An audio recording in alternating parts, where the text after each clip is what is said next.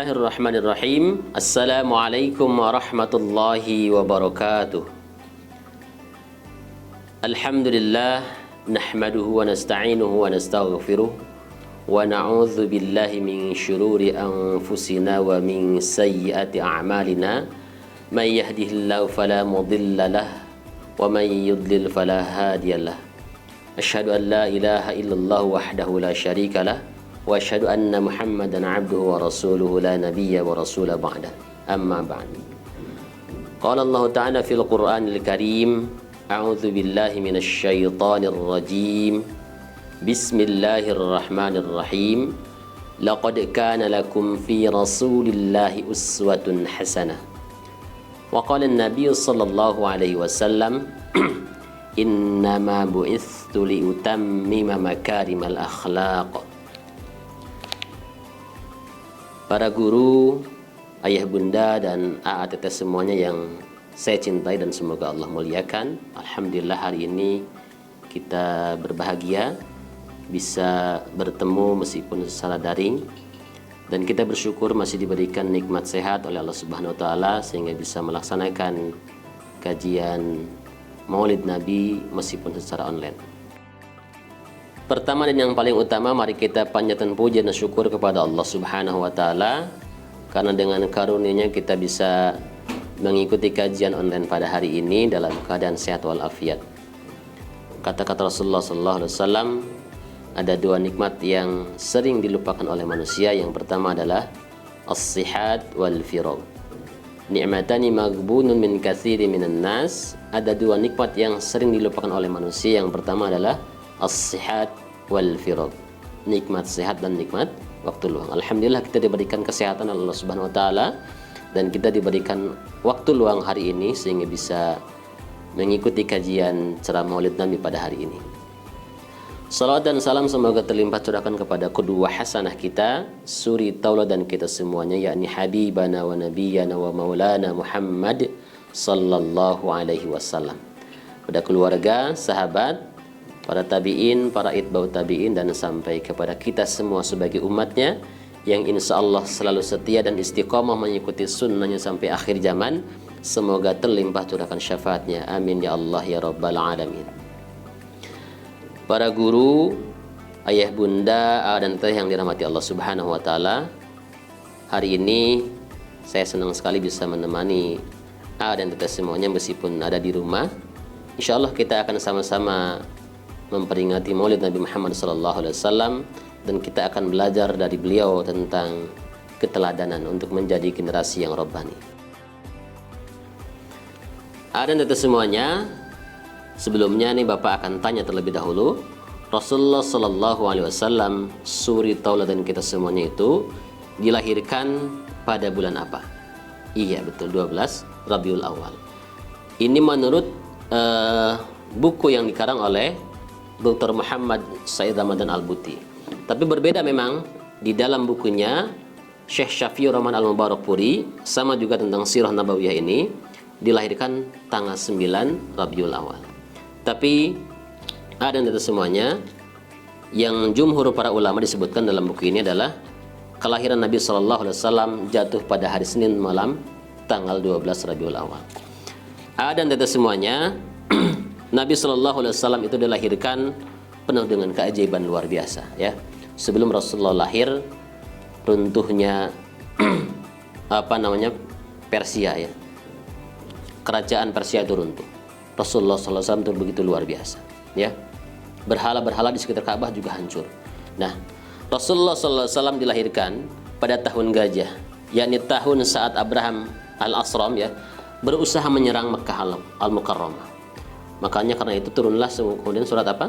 Surat Al-Fil ya. Alam taro kaifa fa'ala rabbuka bi ashabil fil, dan seterusnya. Nah, lalu menggagalkannya dengan mukjizat yang mengagumkan sehingga diceritakan dalam surat Al-Fil tadi. Nah, ada semuanya. Kemudian di usia 2 bulan Rasulullah SAW ditinggalkan oleh ayahnya. Siapa ayahnya beliau? Iya, Abdullah. Siapa ibunya? Siti Aminah. Dan itu semuanya di usia 2 bulan Rasulullah SAW sudah menjadi yatim.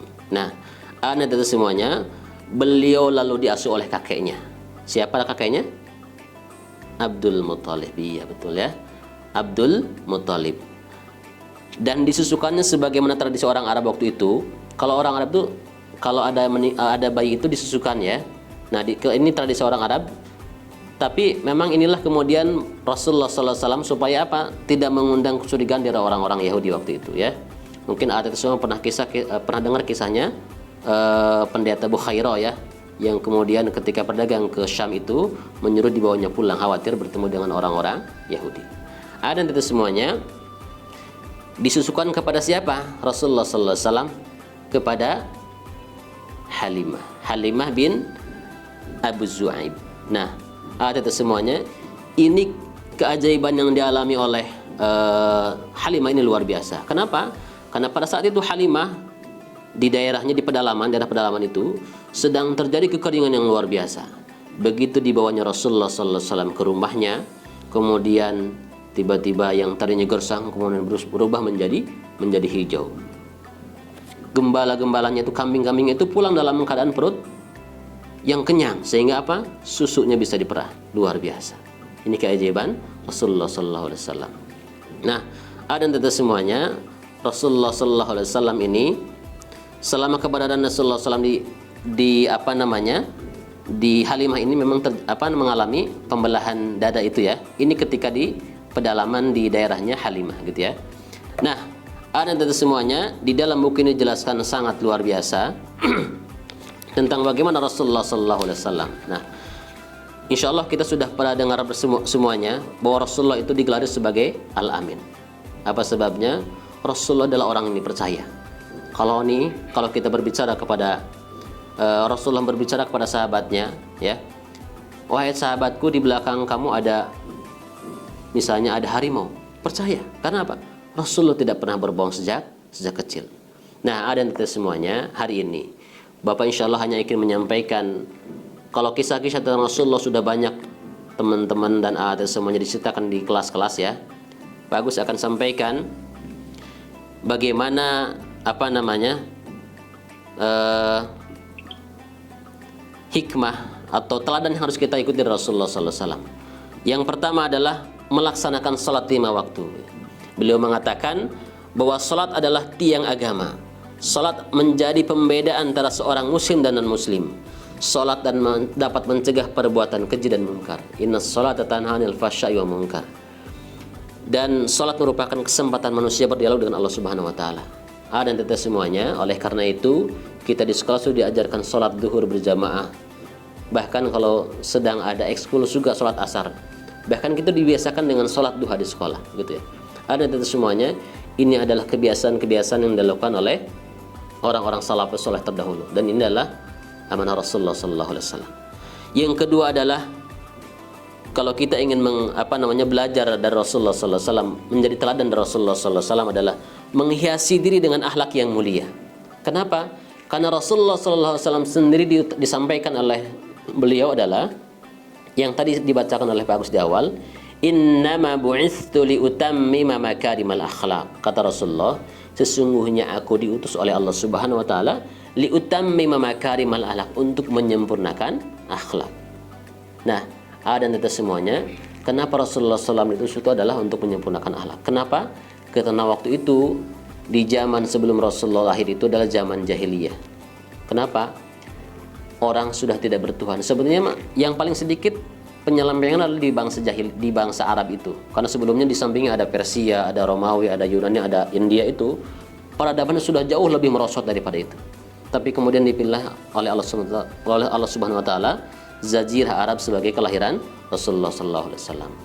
Nah, kata Rasulullah, karena kemudian kebodohan itulah kemudian Rasulullah lahir untuk apa?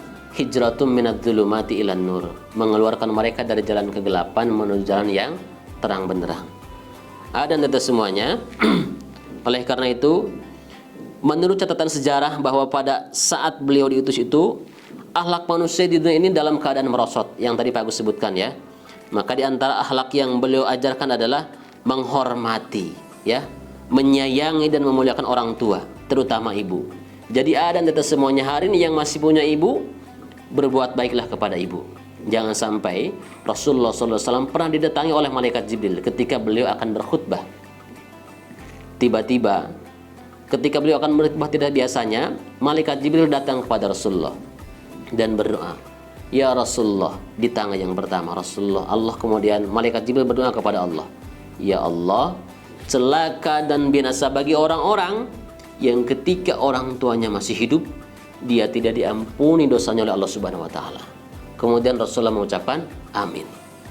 Jadi orang yang masih mempunyai orang tua tapi kemudian tidak bisa masuk surga, maka dia termasuk orang yang celaka.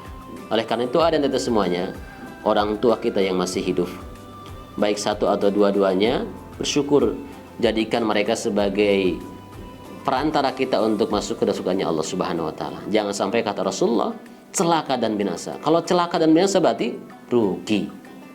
Celaka dan binasa berarti rugi. Oleh karena itu saudaraku sekalian, orang tua kita, ibu kita terutama, di dalam hadis Rasulullah SAW sampai menyebutkan yang dihormati itu adalah ibumu, ibumu sampai 3 kali. Kemudian baru ayahmu.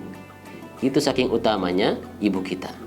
Makanya ada dan semuanya, ini yang pertama adalah menghormati ya ibu kita. Yang kedua adalah beliau ajarkan adalah menghormati dan memuliakan tetangga ya. Karena tetanggalah orang yang terdekat dengan kita. Akhlak Rasulullah SAW kepada tetangga itu sangat luar biasa ya. Antara lain jika saling bertemu mengucapkan salam ya. Jadi kalau ada semuanya bertemu dengan tetangga kita yang ada di perumnya, di sekitar rumahnya, kemudian senyum dan kemudian mengucapkan salam, assalamualaikum gitu ya. Itu akhlak yang luar biasa. Nah, ada semuanya. Selanjutnya yang ketiga adalah melaksanakan fungsi dan peran sebagai seorang istri dan ibu yang baik. Ada semuanya, ini bagi ayah bunda semuanya. Seorang istri di rumah menjaga harta suaminya ya. Jika keluar rumah harus izin terlebih dahulu ya. Dan mengajarkan agar kita menjadi istri yang solihah kepada orang lain ya. Apa itu istri solihah? Istri yang taat menjalankan perintah Allah, taat kepada suami, menjaga amanahnya, hartanya ya, termasuk menjaga diri sendiri ya. Ketika suami tidak ada, tidak boleh ada yang tamu yang datang kecuali atas izin suaminya. Nah, ada itu semuanya. Sebagai seorang ibu juga sama, ayah bunda hari yang sudah memiliki anak, alhamdulillah, mari kita jadikan anak-anak kita sebagai anak-anak yang solih dan solihah. Tidak hanya sehat fisiknya, tapi juga ruhaninya diberikan kesehatan juga. Yaitu dengan apa? Alhamdulillah sekolah kita sudah ada pembelajaran akhlak yang mulia ya, Al-Quran setiap hari ya, kebiasaan setiap harinya dievaluasi terus-menerus. Itu dalam rangka apa?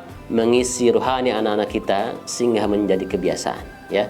Hari ini mungkin hanya pembiasaan, tapi nanti ke depannya semoga yang dilakukan hari ini, baca Quran setiap hari, sholat duha, sholatnya 5 waktu, itu menjadi kebiasaan.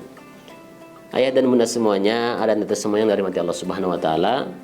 Ini adalah teladan, sedikit teladan dari Rasulullah SAW kepada kita, sehingga apa? Sehingga kita benar-benar menjadi generasi Rabbani.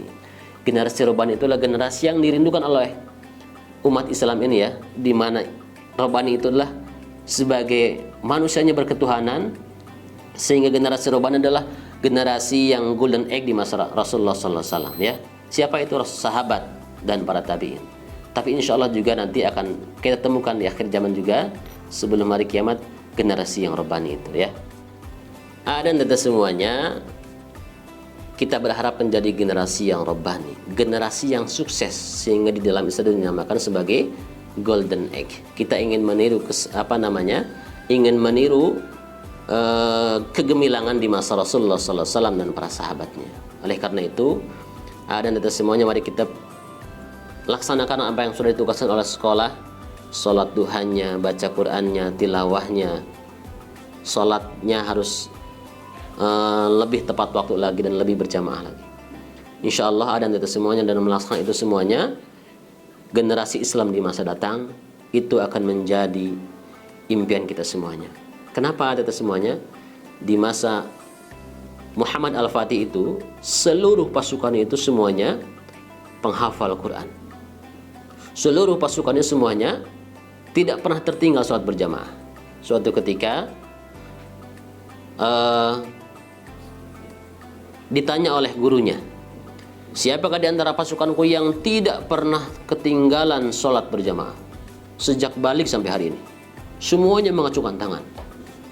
Siapa yang hafal Quran? Semuanya mengacungkan tangan. Kemudian, siapakah yang tidak pernah tertinggal sholat tahajud dari balik sampai hari ini? Kemudian hanya Muhammad Al-Fatih yang mengacungkan tangan. Makanya kemudian Muhammad Al-Fatih bisa menaklukkan Konstantinopel bukan karena apa? Kekuatan yang luar biasa, tapi karena hatinya luar biasa. Allah lah kemudian yang karena ketakwaannya kepada Allah SWT memberikan kemenangan di tangan mereka. Jadi anak-anakku sekalian, insyaallah kalau kita terus melaksanakan kebaikan itu semuanya yang sudah dibiasakan di sekolah itu ada apa? Salat duha, membaca Asmaul Husna begitu ya, membaca Al-Qur'an, zikir pagi dan sore ya, salat berjamaah, itu adalah bagian dari mengisi ruhani kita untuk menjadi pribadi yang robbani. Dan semuanya demikian yang bisa Pak Agus sampaikan. Semoga bisa kita laksanakan dengan baik dan kita bisa meneladani Rasulullah SAW sehingga kita bisa menjadi umat beliau yang kemudian nanti di hari kiamat kita bisa mendapatkan syafaat beliau.